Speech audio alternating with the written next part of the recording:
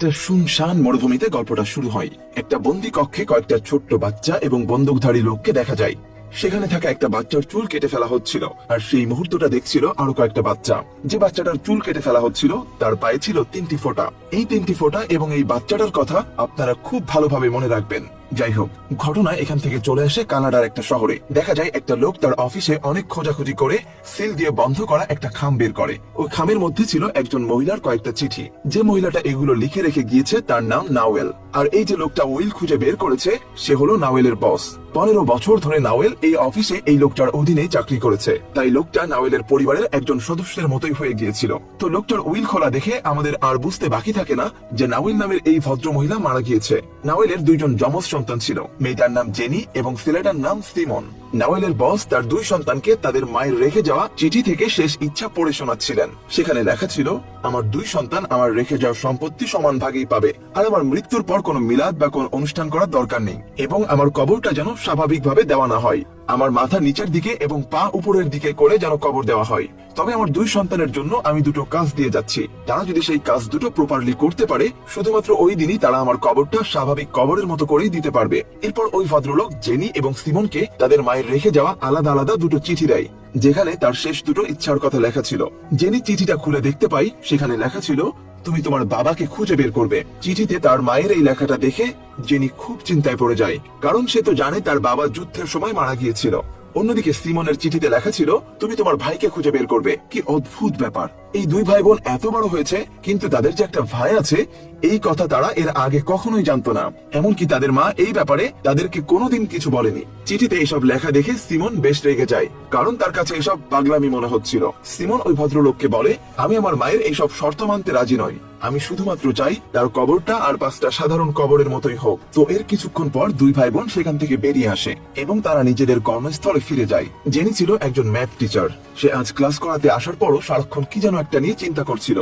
আসলে জেনি তার ভাইয়ের মতো তার মায়ের শর্তগুলো হালকাভাবে নেয়নি, আর তাই এই বিষয়টা নিয়ে সে অনেক দুশ্চিন্তা করছিল। ওই দিন জেনি তার প্রফেসরের কাছে গিয়ে এই বিষয়গুলো খুলে বলে। প্রফেসর তাকে বলে, অঙ্ক যতই কঠিন হোক না কেন, সেটাকে যদি তুমি শুরু না করো তাহলে সেটা কখনোই সমাধান হবে না। ঠিক তেমনি তোমার মায়ের শেষ ইচ্ছে দুটো তুমি শুরু না করলে তার পেছনের আসল সত্যটাও তুমি জানতে পারবে না।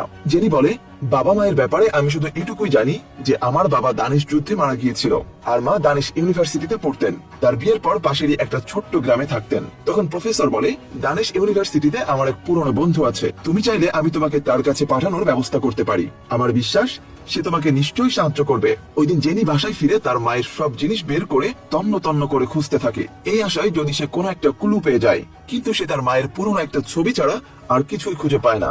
দৃশ্য পরিবর্তন হলে দেখা যায় জেনি একটা বরফে ঢাকা সুইমিং পুলের সামনে দাঁড়িয়ে আছে। গত বছর জেনি তার মায়ের সাথে ঠিক এই সময়ে এই সুইমিং পুলে সাঁতার কাটতে এসেছিল। সে মনে করতে থাকে, ওই দিন সে তার মায়ের সাথে এখানে এসে সাঁতার কাটার সময় সে লক্ষ্য করেছিল তার মা এক জায়গায় চুপচাপ হয়ে কি যেন একটা ভাবছে। জেনি তার মায়ের কাছে গিয়ে তার কি হয়েছে জানতে চাইলে সে কোনো উত্তর দেয়নি। তার চোখে পলকও পড়ছিল না। দেখতে দেখতে জেনির মা হঠাৎ করে মাটিতে পড়ে যায়। এরপর তাকে হাসপাতালে নিয়ে যাওয়া হয়। এর কিছুক্ষণ পর জেনির ভাই সিমন হাসপাতালে চলে আসে তার মাকে দেখার জন্য। সিমন তার মাকে অনেক ডাকাডাকি করে, কিন্তু ততক্ষণে তার মা কোমায় চলে গিয়েছে। এরপর ঘটনা এখান থেকে চলে যায় অনেক বছর আগে, যখন নাওয়েল তরুণী ছিল। নাওয়েল ছিল একটা খ্রিস্টান পরিবারের মেয়ে, তবে যুদ্ধ চলাকালীন সময়ে সে উহাব নামের একটা মুসলমান রিফিউজি ছেলের প্রেমে পড়ে। নাওয়েলের পরিবার এই সম্পর্ক কখনোই মেনে নেবে না বুঝতে পেরে তারা একসঙ্গে পালানোর সিদ্ধান্ত নেয়। তবে পালিয়ে যাওয়ার সময় নাওয়েলের 2 বড় ভাই তাদেরকে ধরে ফেলে। নাওয়েল তার ভাইদের বোঝানোর অনেক চেষ্টা করে, কিন্তু হঠাৎই তার এক ভাই গুলি করে উহাবকে মেরে ফেলে। এতে নাওয়েল পাগলের মতো হয়ে যায়। সে উহাবের লাশ বুকে জড়িয়ে কাঁদতে থাকে। তখন নাওয়েলের ভাইরা রেগে গিয়ে তাকেও মেরে ফেলতে যায়, কিন্তু তখনই নাওয়েলের দাদি এসে 2 ভাইকে থামিয়ে দেয় আর নাওয়েলকে তাদের হাত থেকে বাঁচিয়ে ঘরে নিয়ে যায়। এরপর জানালা দরজা আটকে নাওয়েলের দাদি তাকে অকথ্য ভাষায় গালিগালাজ করে, এমনকি সে নাওয়েলের গায়ে পর্যন্ত হাত দেয়। কিন্তু এক পর্যায়ে নাওয়েল বলে ওঠে সে প্রেগনেন্ট, সে মা হতে চলেছে। এই কথাটা শুনে তার দাদি একেবারে হতভম্ব হয়ে যায়। আসলে নাওয়েল আর উহাব গোপনে লুকিয়ে বিয়ে করে নিয়েছিল, কিন্তু এই কথা নাওয়েল তার পরিবারকে ভয়ের কারণে কখনোই জানাতে পারেনি। এই মানুষগুলো শুধুমাত্র একজন স্বামীকেই মারেনি, বরং একজন বাবাকেও মেরে ফেলেছে। নাওয়েল পুরোটা দিন তার ঘরে চুপচাপ শুয়ে থাকতো, তার জন্য খাওয়া দাওয়া ঘুম কিছুই নেই। হঠাৎ পর্যায়ে তার জীবনটা যেন এখানেই থমকে দাঁড়িয়ে যায়। একদিন তার দাদি এসে বলে, তোমার এই সন্তানের জন্ম তুমি দিতে পারো, তবে এক শর্ত আছে, জন্মের পর তুমি তোমার বাচ্চাকে ভুলে যাবে, আর আমি এই বাচ্চাকে পাশের একটা এতিমখানায় রেখে আসবো। এরপর তুমি তোমার চাচার কাছে শহরে চলে যাবে, সেখানে গিয়ে নিজের নতুন জীবন শুরু করবে। কাঁদতে কাঁদতে নাওয়েল তার দাদিকে প্রমিস করে। এরপর সময়টা খুব তাড়াতাড়ি কেটে যায়। নাওয়েলের কোল জোড়ে জন্ম নেয় ফুটফুটে এক ছেলে সন্তান। জন্মের ঠিক পরে তার দাদি বাচ্চাটার ডান পায়ের গোড়ালিতে 3টি ছোট ছোট ফোঁটা দিয়ে দেয়, যাতে ভবিষ্যতে খুব সহজেই এই বাচ্চাটাকে তারা চিনতে পারে। এই ফোঁটা 3টার কথা নিশ্চয় মনে আছে আপনাদের। শুরুতেই দেখা গিয়েছিল একটা ছোট্ট বাচ্চার পায়ে 3টি ফোঁটা। যাই হোক, নাওয়াল তার বাচ্চার মাথায় হাত রেখে বলে, আমি প্রতিজ্ঞা করছি একদিন ঠিকই তোমাকে খুঁজে বের করব। এর কিছুক্ষণ পরেই সদ্য জন্ম নেওয়া বাচ্চাকে তার মায়ের কাছ থেকে চিরদিনের মতো আলাদা করে নেওয়া হয়, আর নাওয়েলের দাদি ওই বাচ্চাটাকে একটা এতিমখানায় রেখে আসে। আর নাওয়েল তার প্রতিজ্ঞা মতো পড়াশোনা করতে তার চাচার কাছে দানেশ শহরে চলে যায়। সেখানে গিয়ে সে তার চাচার বাসায় একটা ইউনিভার্সিটিতে পড়াশোনা করতে শুরু করে। কিন্তু তখন দেশের অবস্থা একদমই ভালো ছিল না। খ্রিস্টান ন্যাশনালিস্ট পার্টি এবং মুসলিম রিফিউজিদের মধ্যে সারা দিন দাঙ্গা হাঙ্গামা লেগেই থাকতো, আর চারিদিকে শুধু আন্দোলন চলছিল। ওই সময় দেশের ক্ষমতা ছিল আর্মিদের হাতে। নাওয়েল সারাক্ষণ বসে বসে চিন্তা করত তার সেই নবজাতক বাচ্চাটা এখন কোথায় আছে, কিভাবে আছে। একদিন খাবার খাওয়ার সময় নাওয়েলের চাচা তাকে বলে, শহরের অবস্থা তেমন ভালো না, বরং অবস্থা দিন দিন আরো খারাপ হচ্ছে।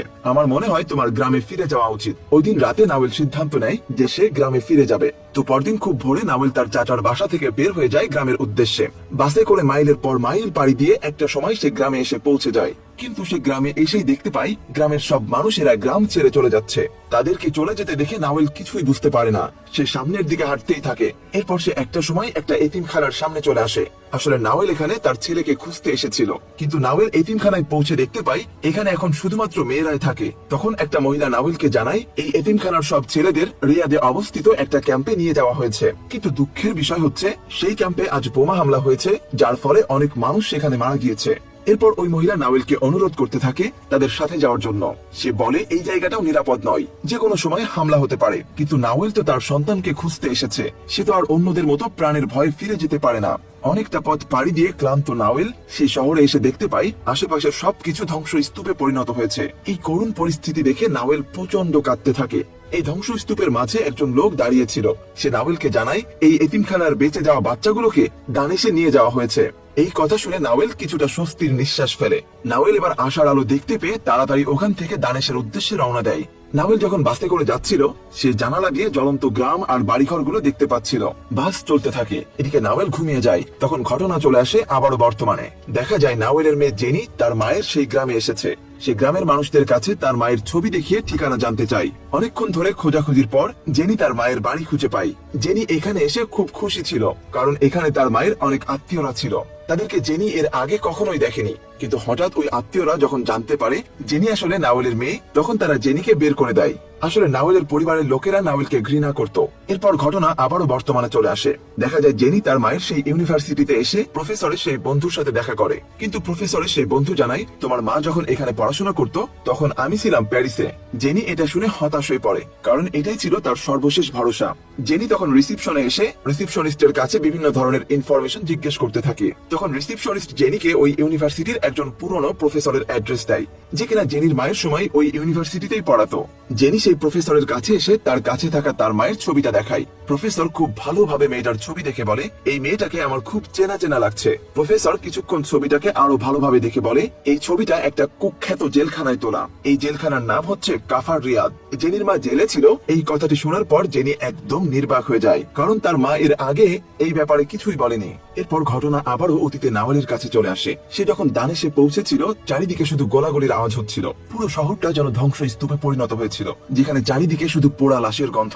এরপর নাওয়েল ওই অঞ্চলের মুসলিম রিফিউজি নেতার কাছে আসে। মুসলিম সেই নেতা তাকে জিজ্ঞাসা করেছিল তুমি এখানে কেন এসেছো। নাওয়েল তাদের বলেছিল আমার স্বামীও আপনাদের মতোই একজন বিদ্রোহী ছিল, কিন্তু আমি তাকে হারিয়ে ফেলেছি। এমনকি আমার সন্তান কোথায় আছে আমি তাও জানি না। আমার এখন বেঁচে থাকার কোনো মানে নেই। আমি শুধুমাত্র প্রতিশোধ নিতে চাই। দেখা যায় এর কিছুদিন পরে নাওয়েল সেই খ্রিস্টান নেতার ছেলেকে পড়ানোর কাজ নেয়। আর এভাবে বেশ কিছুদিন কেটে যায়। নাওয়েল ধীরে ধীরে এই পরিবারের সাথে একদম মিশে গিয়েছিল। কিন্তু একদিন রাতের বেলায় নাওয়েলকে অনুমতি দেওয়া হয় ওই খ্রিস্টান লিডারকে মেরে ফেলার জন্য।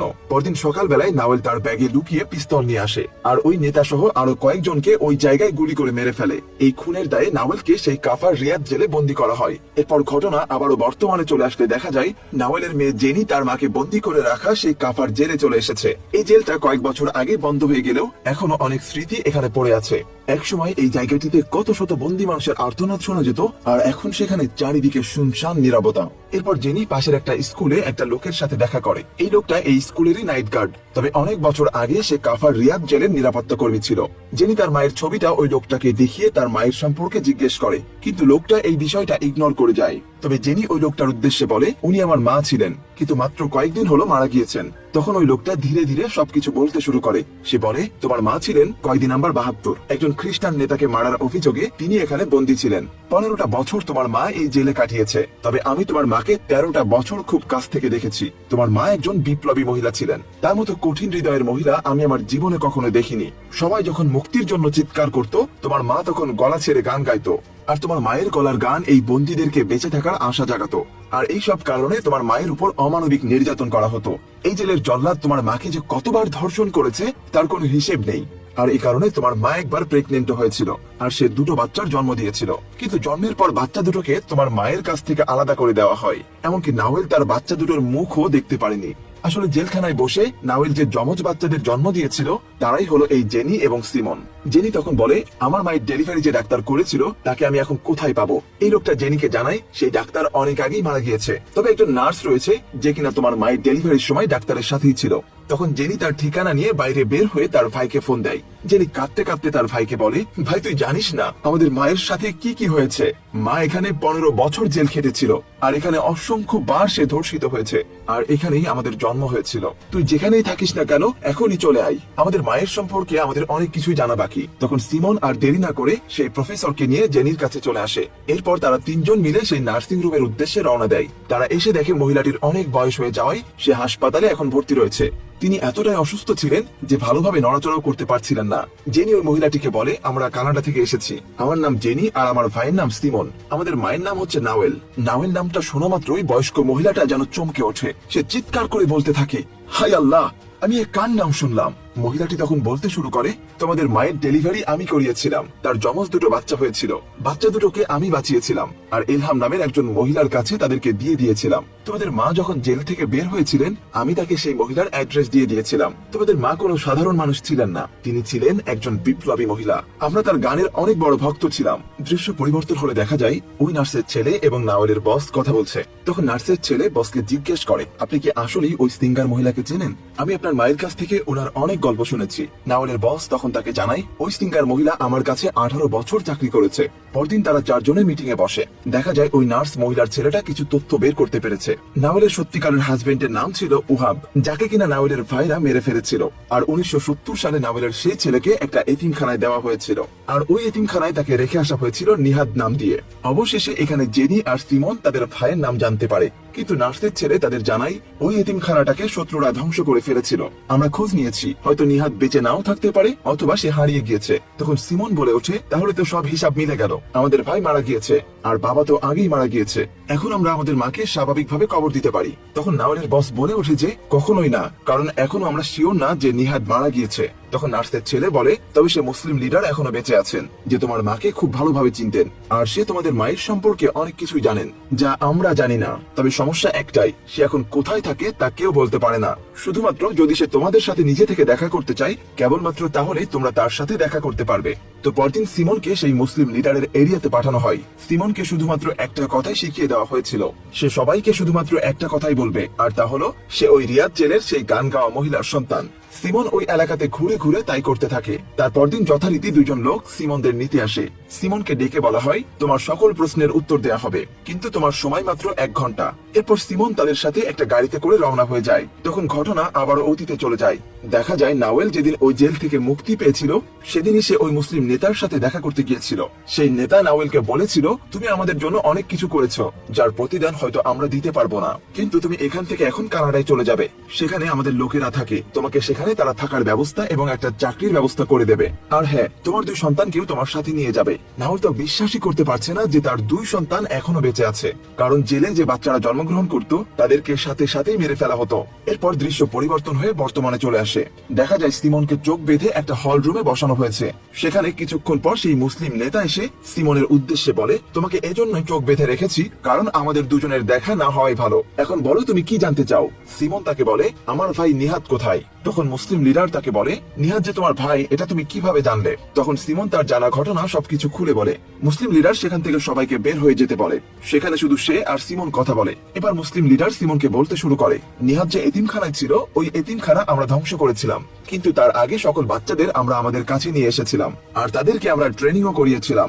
নিহাদ ছিল তাদের মধ্যে তীক্ষ্ণ একজন যোদ্ধা। তার নিশানা কখনোই মিস হতো না। তাকে সব সময় আমরা বাজ পাখি বলে ডাকতাম। তবে নিহাদ সব সময় তার মাকে খুঁজতো, কিন্তু সে কখনোই জানতো না যে তার মা কোথায় থাকে। তার মাকে সে অনেক খুঁজে বেরিয়েছে, কিন্তু একসময় নিহাদ তার মাকে খুঁজে পাওয়ার আশায় ছেড়ে দেয় আর অন্যরকম এক মানুষে পরিণত হয়ে যায়।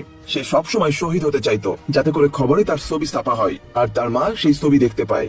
মুসলিম নেতা তাকে থামানোর অনেক চেষ্টা করেছিল, কিন্তু নিহাদ কোনোভাবেই থামার পাত্র ছিল না। সে বারবার যুদ্ধে জড়াতো, এমনকি একদিন সে শত্রুদের হাতে ধরাও পড়েছিল, কিন্তু ওই শত্রুরা তাকে মারেনি। তারা নিহাদকে আরো প্রশিক্ষণ দিয়ে জল্লাদ হিসেবে ওই জেলে পাঠিয়েছিল, যেখানে নিহাদের মা নাওয়েল ছিল। তারপর মুসলিম নেতা সিমনকে ফিস ফিস করে কিছু কথা বলে। কিছুক্ষণ পর দেখা যায় সিমন ওই নেতার সাথে কথা বলে ফিরে এসেছে। যিনি লক্ষ্য করে তার ভাই ওখান থেকে আসার পর চুপচাপ বসে আছে। যিনি তার ভাইকে গিয়ে জিজ্ঞেস করে তার কি হয়েছে। সিমন তাকে শুধু বলে, আচ্ছা বলতো, 1 যোগ 1 তো 2 হয়, তাই না? জেনি কিছুই বুঝতে পারে না। সিমন তখন বলে, 1 যোগ 1 কি কখনোই 1 হতে পারে না? জেনি এবার চিৎকার করে ওঠে, কারণ জেনি এবার সেটাই বুঝতে পেরেছে যেটা আপনি আমি এখনো বুঝতে পারিনি। এরপর ঘটনা কয়েকদিন পেছনে চলে আসে, যখন জেনি তার মাকে নিয়ে সুইমিং পুলে সাঁতার কাটতে এসেছিল। দেখা যায় নাওয়েল সুইমিং পুলে সাঁতার কাটার এক পর্যায়ে ক্লান্ত হয়ে একটু বিশ্রাম নিতে থাকে। তখনই হঠাৎ তার চোখে পড়ে এক লোক তার সামনে দাঁড়িয়ে আছে, যার পায়ে সেই 3টি ফোঁটা। আর এই 3টি ফোঁটা ছিল নাওয়েলের প্রথম সন্তানের। এটা দেখে নাওয়েলের হাত পা একদম ঠান্ডা হয়ে যায়। সে ধীর পায়ে এগিয়ে গিয়ে ওই ছেলেটার গায়ে হাত দেয়। ছেলেটা ঘুরে তাকাতেই নাওয়েল একদম নির্বাক হয়ে যায়। তার হাত পা কাঁপতে শুরু করে। সে কিছু না বলেই পাশের একটা বেঞ্চে গিয়ে চুপ করে বসে শেষবারের মতো ওই ছেলেটার দিকে তাকায়। ওই ছেলেটা কে ছিল জানেন? এটা ছিল জেলখানার সেই জল্লাদ যে নাওয়েলকে বারবার রেপ করেছিল। এই হলো সেই নিহাদ যে শেষের 2 বছর তার মায়ের জেলের দায়িত্বে ছিল। আর এই কথাগুলো সেই মুসলিম নেতা সিমনকে বলেছিল। মূলত মুসলিম নেতাও জানতেন না যে এত বড় একটা পাপ হয়ে গিয়েছে, যার কারণে জেলে বসে জন্ম হয় জেনি আর সিমনের। মুসলিম ওই নেতা সিমনকে আরো একটা জিনিস বলেছিল। সে বলেছিল নিহাদ এখন কানাডাতে থাকে, ফলে সিমন তার অ্যাড্রেসটা নেয়। এদিকে দৃশ্য পরিবর্তন হলে নিহাদকে দেখা যায়। জেনি এবং সিমন তার কাছে এসে একটা চিঠি দেয়, কিন্তু নিহাদ কিছুই বুঝতে পারে না। দূরে গাড়িতে বসে নাওয়েলের বস এই সব কিছু দেখছিলেন। নিহাদ ঘরে গিয়ে সেই খামটা খোলে। ওই খামটার মধ্যে 2টো চিঠি ছিল। প্রথম চিঠিটা ছিল একজন বাবার কাছে লেখা চিঠি। নিহাদ চিঠিটা পড়তে শুরু করে। চিঠিটা ছিল এমন, এই চিঠিটা যখন আমি লিখছি তখন আমার হাত কাঁপছে। আমি তোমাকে চিনতে পেরেছি, কিন্তু তুমি আমাকে চিনতে পারোনি। আমি সেই কয়দিন নাম্বার 72। আমার সন্তানেরা তোমার কাছে চিঠিটা পৌঁছে দেবে। তারা তোমারই রক্তের, তোমার পরিচয় তারা জানে, কিন্তু তুমি তাদেরকে চেনো না। এই লেখাটা পড়ে নিহাদ সাথে সাথে দরজা খুলে বাইরে বের হয়, কিন্তু ততক্ষণে জেনি আর সিমন সেখান থেকে চলে গিয়েছে। আর ওই চিঠিটার শেষে লেখা ছিল, তুমি যখন দ্বিতীয় চিঠিটা পড়বে তখন হয়তো আমার মতোই তোমার পৃথিবীটাও উলট পালট হয়ে যাবে। নিহাদ তাড়াহুড়ো করে দ্বিতীয় চিঠিটা খোলে। দ্বিতীয় চিঠির শুরুতে লেখা ছিল, আমি এখন কোনো জল্লাদের সাথে কথা বলছি না, আমি আমার ছেলের সাথে কথা বলছি। তুমি যখন জন্ম নিয়েছিলে তখন আমি তোমাকে ওয়াদা করেছিলাম, তুমি পৃথিবীর যে প্রান্তেই থাকো না কেন তোমাকে আমি খুঁজে বের করব। আমি পুরোটা জীবন তোমাকে খুঁজে বেরিয়েছি। তোমার পায়ের সেই 3টি ফোঁটা দেখে আমি তোমাকে খুঁজেও পেয়েছিলাম, কিন্তু সেই খুঁজে পাওয়াটা আমার জন্য সুখের হয়নি। আর তোমাকে বেঁচে থাকতে কখনো পরিচয় দিতে পারতাম না বাবা, তাই আমি পৃথিবী থেকে চলে গেলাম। তুমি শান্ত থেকো, মা হিসেবে আমি তোমাকে ক্ষমা করে দিয়েছি। আর তোমার জীবনটা তো আমরাই নষ্ট করে দিয়েছি। আর 5টা বাচ্চার মতো তুমি বড় হওয়ার সুযোগ পাওনি। তোমার এই পৃথিবীর জীবনটাকে এভাবে নষ্ট করার জন্য আমাকে ক্ষমা করে দিও। অন্যদিকে দেখা যায় জেনি আর সিমনকে নাওয়েলের মৃত্যুর আগে লেখা শেষ চিঠিটা দেওয়া হয়। সেখানে লেখা ছিল, আজ আমি মুক্ত। তোমাদের মা তোমাদেরকে সবকিছু জানিয়েছে, হয়তো বেঁচে থাকতে জানাতে পারতাম না কোনোদিন। তোমরা আমার কবরটাকে এখন আর 5টা মানুষের মতো করে দিও। আর জেনে রেখো, আমি তোমাদের সবাইকে অনেক ভালোবাসতাম। জেনি আর সিমন প্রচন্ড কান্না করতে থাকে। আর শেষ দৃশ্যে দেখা যায় নিহাদ তার মা নাওয়েলের কবরের সামনে মাথা নিচু করে দাঁড়িয়ে আছে। এটাই ছিল সোহা নামের একজন মহিলার সত্যিকার জীবনের সত্য গল্প।